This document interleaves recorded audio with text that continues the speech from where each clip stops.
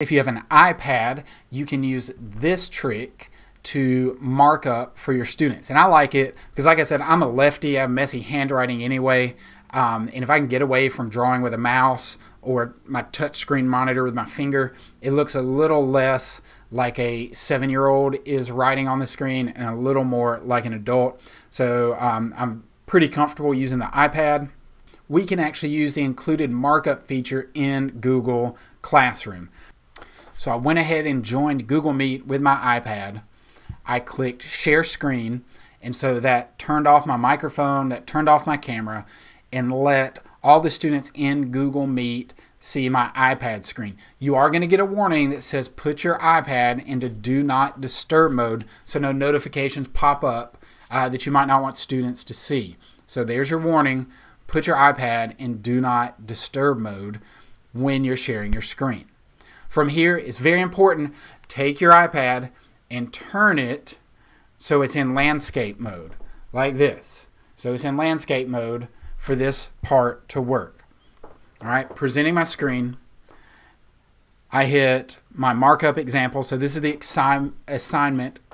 So this is the assignment that I'm wanting to annotate for my students and draw their attention to specific parts.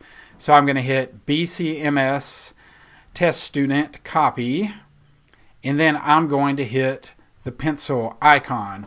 So now this gets us into what we used a lot for our students to mark up PDFs and things like that, but we're going to use it today to actually mark up and show some work for our students. So it does load in present view, so just know if you have anything saved off the screen, we're not going to have access to that. So you need to make sure to put everything on that Google slide. So now I'll need to just verbally cue my students, so we'll read through that together, and then I'll say what is the important information.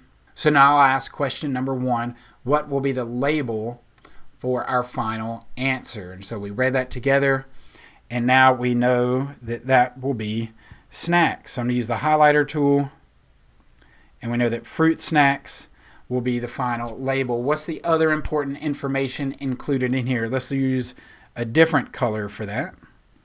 How about red? So we have the 2 students' names. We have Jake. We have Cooper.